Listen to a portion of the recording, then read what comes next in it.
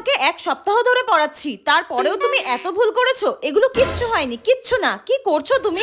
তুমি আমাকে বকলে? দাঁড়াও, আমি এক্ষুনি আমার মমকে বলছি। আরে বকলাম কোথায়, আমি তো তোমাকে বোঝাচ্ছি। না, তুমি আমাকে বকেছো, আমি মমকে ডাকছি। মম, মম।